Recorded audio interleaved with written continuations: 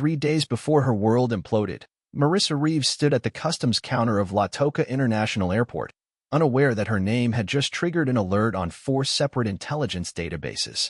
The customs officer's slight hesitation when scanning her passport went unnoticed as she admired the cathedral-like architecture of the terminal, a colonial relic reimagined through the lens of tropical modernism.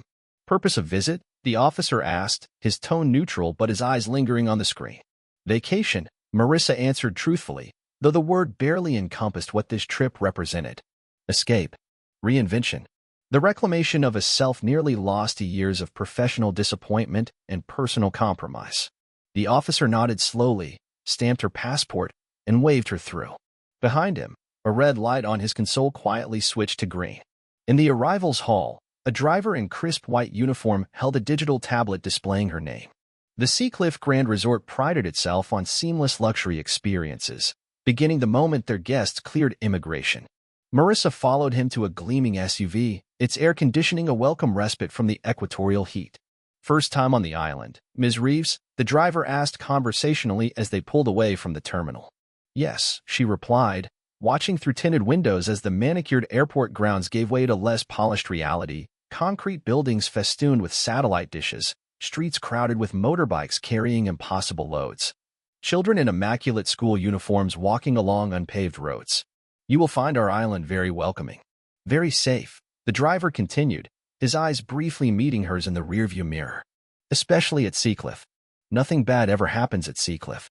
The emphasis struck her as odd, but Marissa attributed it to the awkwardness of translated reassurance. She smiled politely and returned her attention to the window, where the urban sprawl was giving way to dense tropical forest, punctuated occasionally by gated compounds and roadside shrines adorned with fresh flowers and smoldering incense. What Marissa couldn't see was the motorcycle that had been following them since the airport, maintaining a precise distance of 30 meters. Nor could she see the satellite tasked with capturing high-resolution images of their vehicle as it wound its way toward the island's exclusive northern peninsula. And she certainly couldn't see the argument unfolding in the Seacliff security office, where her impending arrival was creating an unexpected complication in an operation years in the planning. "She's a librarian, for Christ's sake," Blackwood was saying, tossing her file across the desk. "A nobody." "A librarian with a PhD in information science and 3 published papers on research methodology," his companion corrected, scrolling through a tablet.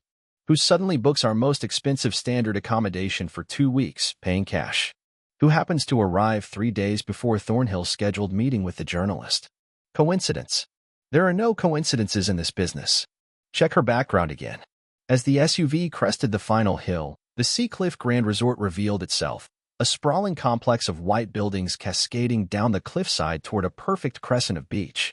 Sunlight glinted off infinity pools and glass balustrades, while discreet service personnel moved with practiced efficiency through manicured gardens.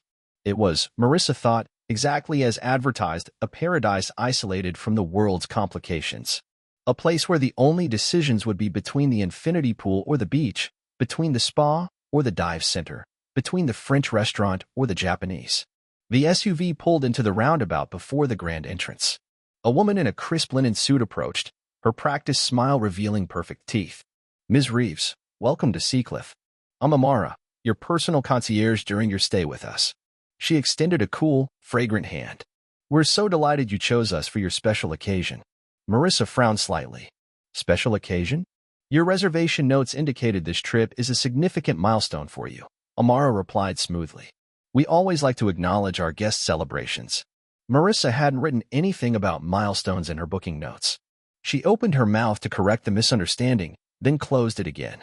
Perhaps it was standard hospitality language, an assumption that anyone spending this much on a vacation must be celebrating something. "Yes," she finally said. "I suppose it is a milestone of sorts." Amara's smile never wavered. "Wonderful. Your room is ready whenever you are. But first, may I offer you our welcome ritual? A special tea from our highlands, served on the Sunset Terrace.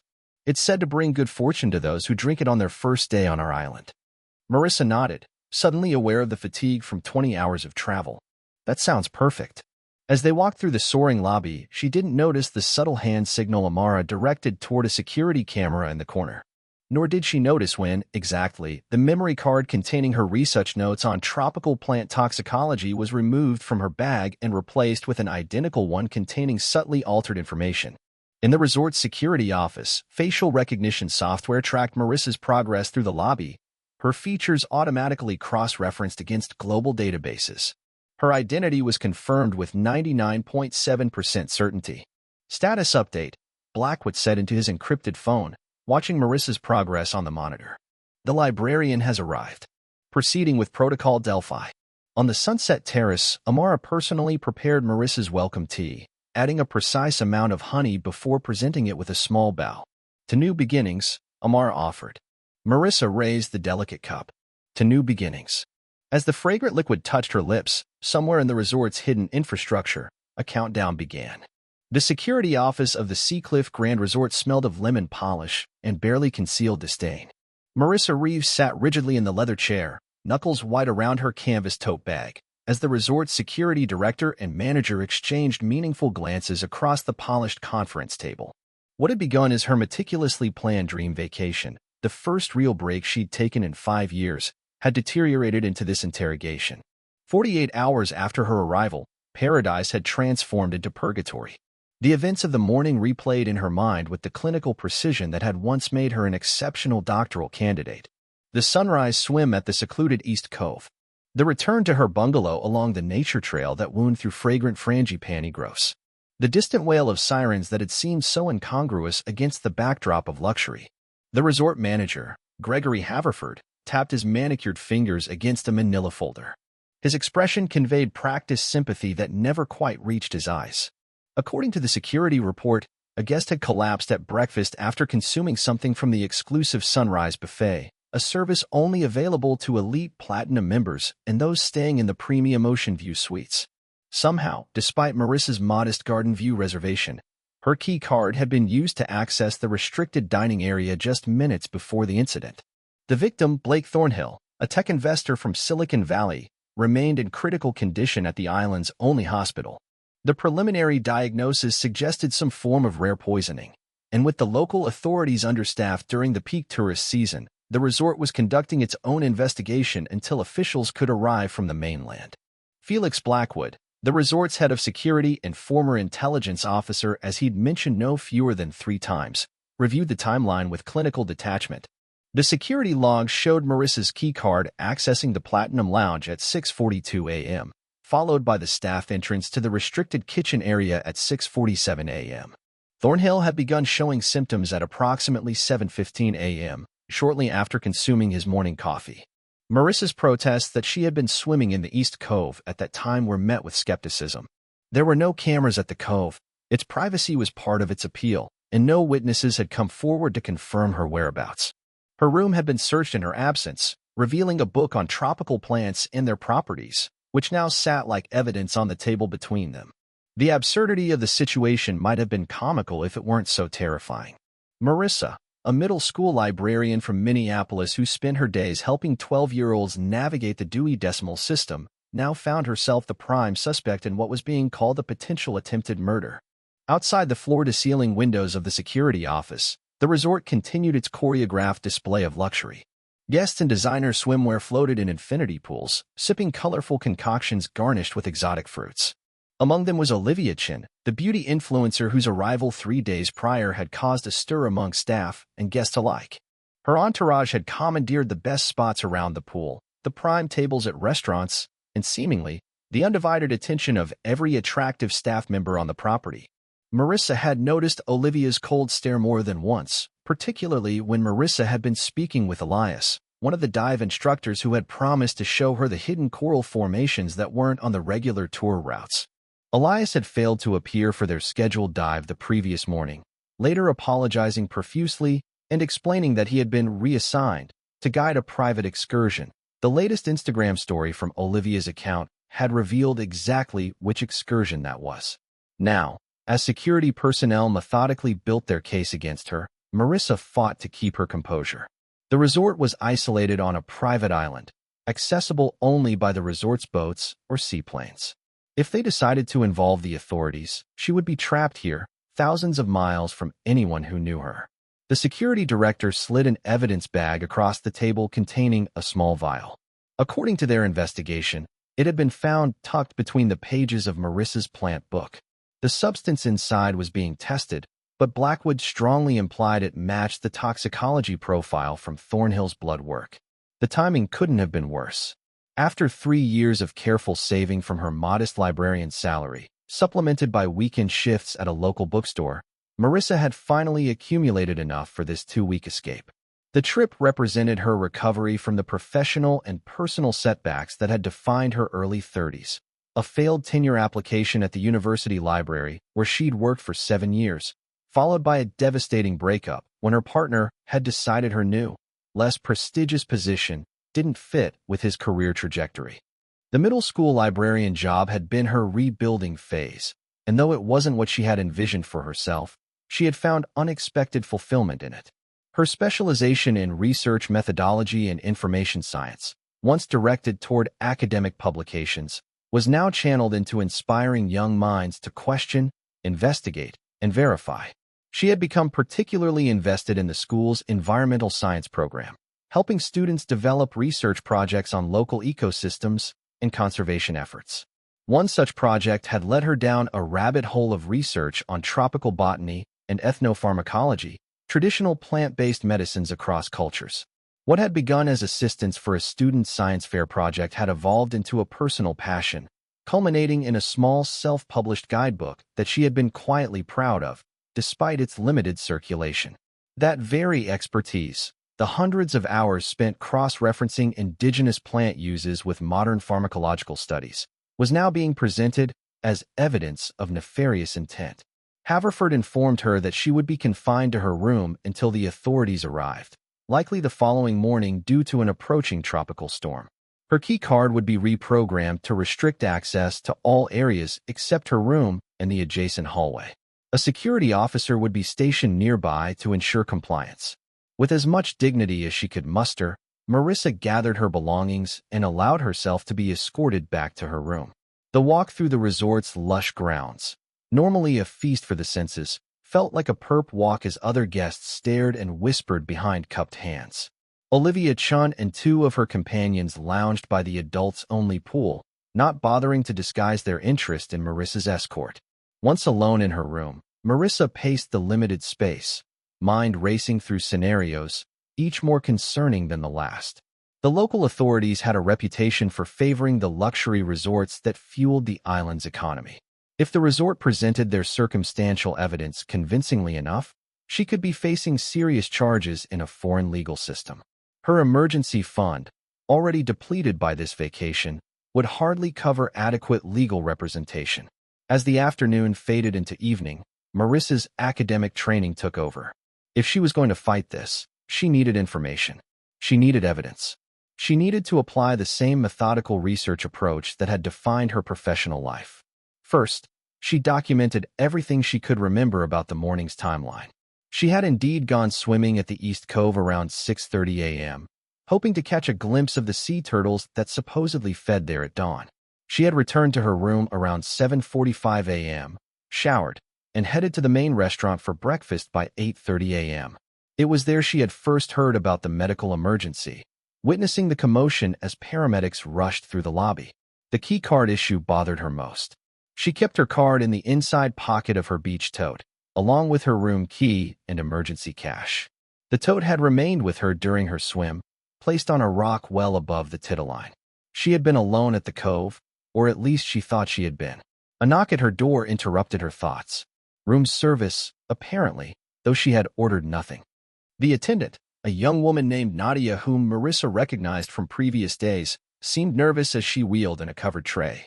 Once inside with the door closed, Nadia quickly revealed that the meal was a pretense. She had information. According to Nadia's hurried whisper, Blake Thornhill had been involved in a heated argument with someone at the resort bar the night before his poisoning. Nadia hadn't seen who it was, but had overheard mentions of a business deal gone wrong and threats of exposure. More importantly, Nadia had seen someone who wasn't Marissa using a key card to enter the restricted kitchen area early that morning, someone with distinctive platinum blonde hairstyled and an undercut, wearing resort staff uniform. Marissa's mind immediately conjured the image of Julian, Olivia Chin's personal assistant, who had been shadowing the influencer throughout the resort. He had the exact hairstyle Nadia described, though Marissa had never seen him in staff uniform. Before she could ask for more details, Nadia grew nervous and departed, extracting a promise from Marissa not to reveal her as the source. The information shifted Marissa's understanding but didn't provide a clear path forward. Without proof, her suspicions about Julian were just that, suspicions. She needed tangible evidence. As night fell, the approaching storm made its presence known. Wind whistled through the palm trees, and rain began to lash against the windows. The resort's ambient lighting flickered once, twice, then stabilized. Marissa used the time to continue her investigation, meticulously reviewing her photos from the past few days and making note of every interaction she could remember with resort staff, Olivia's entourage, and other guests. She noticed something she had overlooked initially. In the background of a selfie she had taken at the welcome reception, Olivia could be seen in close conversation with Blackwood, the security director. Their body language suggested familiarity beyond professional courtesy. In another photo, taken during a beachside yoga class, Julian appeared to be exchanging something with Amara, Marissa's personal concierge. These connections might mean nothing. Celebrities often received special attention from resort management, and staff naturally interacted with each other. But the coincidences were mounting, and Marissa's research experience had taught her that clusters of coincidences often revealed patterns when viewed with the right contextual lens. She turned her attention to her plant guide, the one that had been searched. Flipping through it methodically, she noticed subtle differences from what she remembered writing. Certain plant descriptions seemed altered, with emphasis added to toxicity information that hadn't been in her original text. The changes were professionally done, seamlessly integrated with her own writing style, but unmistakable to the author herself. Someone had replaced her guide with a modified version. But when? And why? The welcome tea on the first day came to mind. Amara had insisted on carrying Marissa's tote while she enjoyed the ritual. Perhaps that was when the switch occurred? But why go to such elaborate lengths to frame a random guest? Unless she wasn't random at all. The realization sent a chill through her that had nothing to do with the air conditioning. What if her presence at the resort during this particular week wasn't coincidental? What if she had been selected precisely because of her background, her expertise in research methodology, her interest in tropical plants, her publication history that made her a plausible suspect in a poisoning case? But that would mean someone had orchestrated her arrival, reviewed her background, created an elaborate setup. The implications were staggering. Around midnight, the storm hit in full force. The power throughout the resort failed momentarily before the backup generators kicked in. In that brief window of darkness, Marissa realized an opportunity had presented itself. If the security systems had reset, there might be a gap in their surveillance. She tested her door and found the electronic lock disengaged. The hallway was dimly lit by emergency lighting, and the security guard who had been stationed nearby was nowhere to be seen, likely called to handle other storm-related issues. Moving with purpose but without obvious hurry, Marissa made her way through the deserted corridors toward the administrative wing. Her years navigating the labyrinthine stacks of university archives had given her an intuitive sense of direction, even in unfamiliar buildings. The storm provided perfect cover. The few staff members she encountered were too preoccupied with weather protocols to question her presence. The security office was locked but illuminated. Through the glass panel in the door, Marissa could see the monitors displaying feeds from cameras throughout the resort. Most importantly, she could see that the room was empty. A risk assessment calculation ran through her mind. Breaking into the security office would certainly escalate her situation if caught, but remaining passive meant accepting whatever narrative was being constructed against her. Research had taught her that information was power. Decision made, she examined the door more closely. The lock was keycard operated, similar to the guest rooms.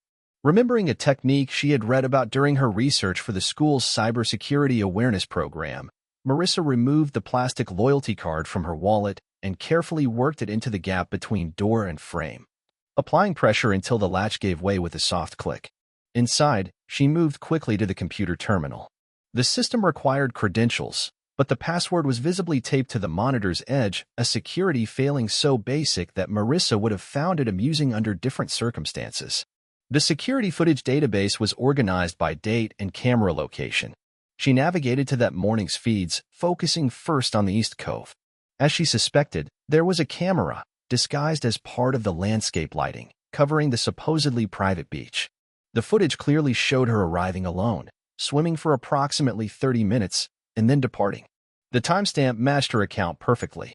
More importantly, the footage showed someone approaching her unattended tote bag while she was in the water, someone with platinum blonde hair in an undercut, wearing what appeared to be a staff uniform. Marissa downloaded the relevant footage to her phone, along with the feeds from the Platinum Lounge entrance and kitchen access point. These clearly showed Julian using a key card at exactly the times her card had supposedly been used. The final piece came from the footage of Thornhill's collapse, which included a clear view of Julian working behind the exclusive coffee bar, personally preparing Thornhill's drink.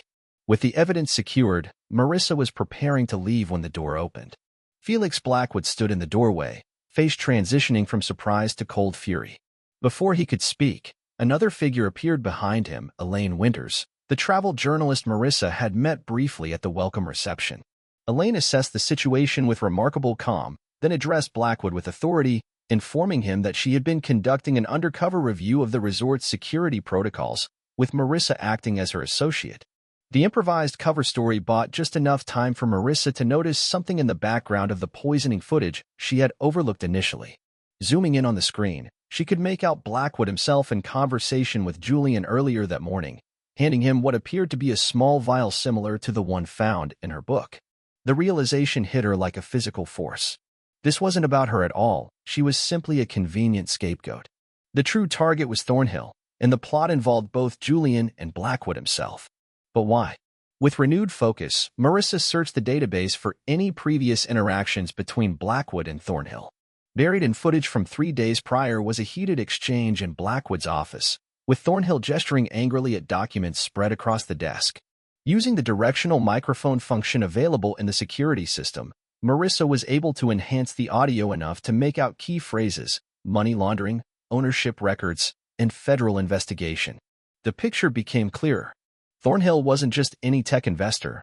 Based on the conversation, he was likely involved in investigating the resort's financial backing. The poisoning wasn't a random event. It was a targeted attack meant to silence him, with Marissa set up to take the blame. Elaine's presence proved unexpectedly valuable. As Marissa quickly explained her discoveries, showing the damning footage on the monitor, the journalist revealed her own identity as more than a travel writer. She was conducting an investigation into a network of luxury properties allegedly being used to launder money for a multinational criminal organization. Thornhill had been her contact, feeding her information from his position as a potential investor. The revelation aligned perfectly with what Marissa had uncovered.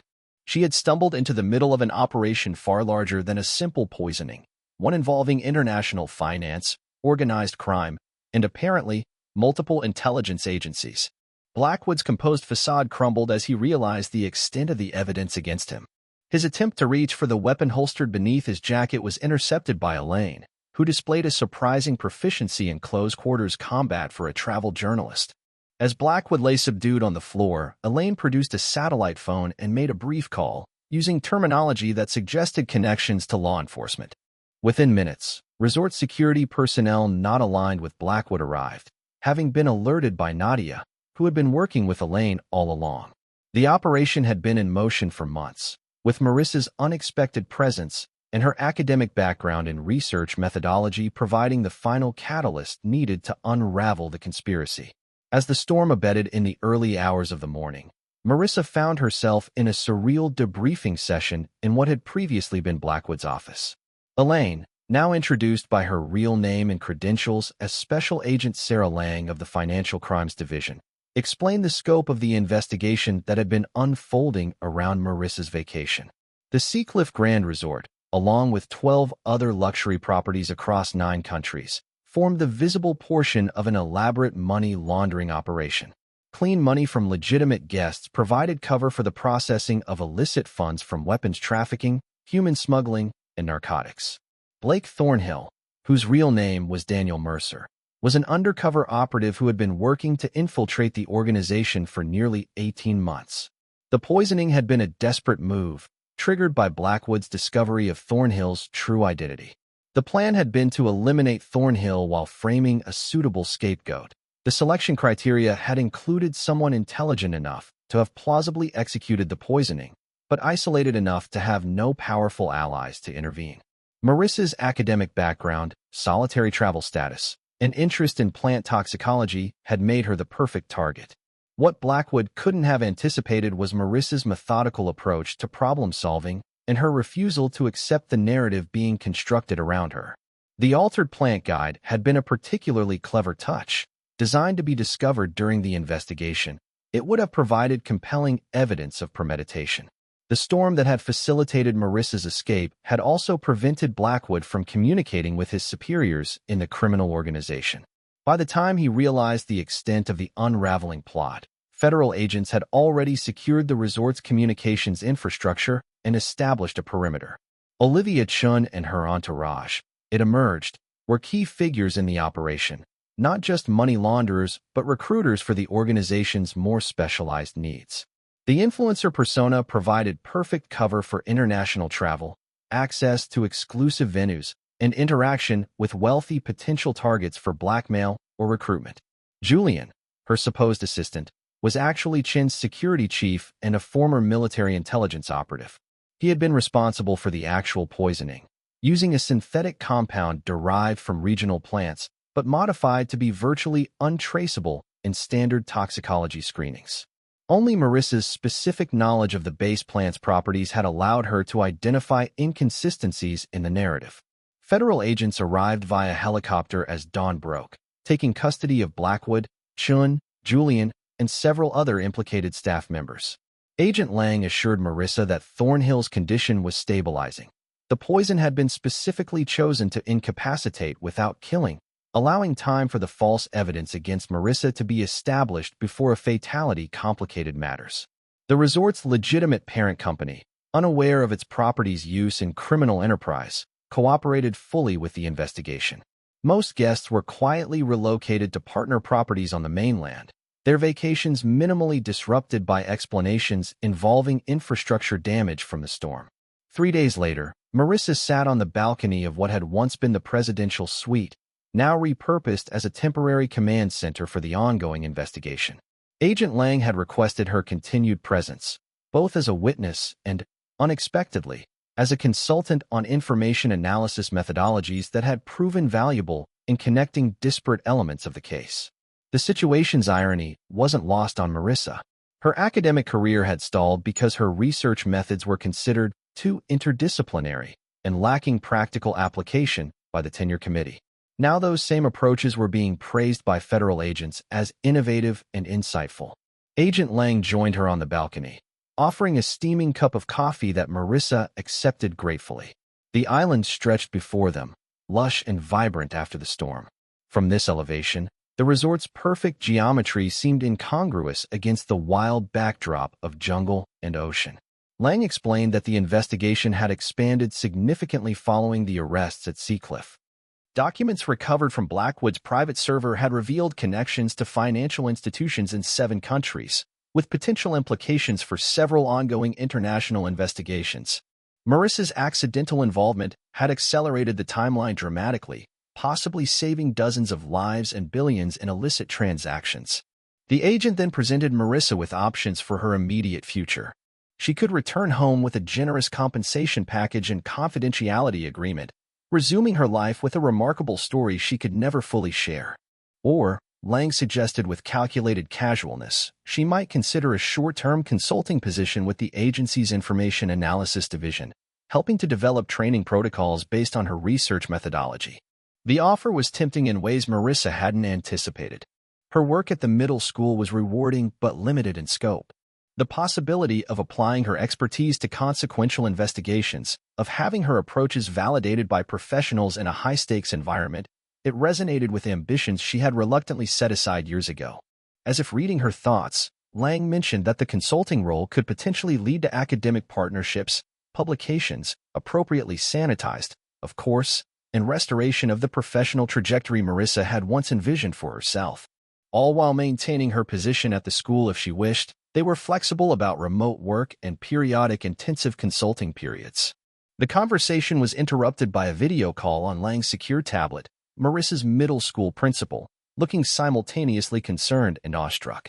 News of her involvement in an international investigation had reached educational circles through carefully managed channels. The school board, impressed by the real-world application of research skills in a crisis situation, was proposing the creation of a new position, Director of Information Literacy and Critical Thinking, with a substantial budget for developing curriculum that would teach students the very skills she had employed. The synchronicity seemed almost too perfect, raising Marissa's suspicions. Had Lang orchestrated this opportunity as an incentive? The agent's slight smile suggested perhaps she had. Government agencies had resources and influence far beyond what Marissa had previously imagined. 6 months later, Marissa stood before a classroom of engaged 8th graders, guiding them through an exercise in information analysis using declassified case studies provided by her consulting clients. Her dual role, educator and occasional intelligence consultant, had created a uniquely balanced professional life that drew on all aspects of her expertise. The curriculum she had developed was being piloted in schools across 3 states, with preliminary results showing significant improvements in students' critical thinking skills and information literacy. More importantly, the students were genuinely engaged, approaching research not as a tedious academic exercise but as intellectual detective work with real-world implications. Marissa's vacation incident, as she had come to call it in her private thoughts, had transformed her understanding of her own capabilities. The skills that had once seemed mundane in academic contexts had proven extraordinary when applied to high-stakes situations. There was a profound lesson there, not just for her students but for herself. Her phone vibrated with a message from Agent Lang, a new case requiring her particular insight, with travel arrangements already being prepared. Marissa smiled as she dismissed her class, thinking about the stack of passports in her home safe, some in her real name, others in carefully constructed aliases, all legally provided by her government employers. Her next vacation would begin in 3 days. The destination was another exclusive resort, this one in the Alps, where financial anomalies suggested patterns similar to those at Seacliff. This time, however, she wouldn't be an accidental tourist but a deliberate operative, eyes wide open to the complex interplay of wealth, crime, and power that existed beneath the surface of luxury.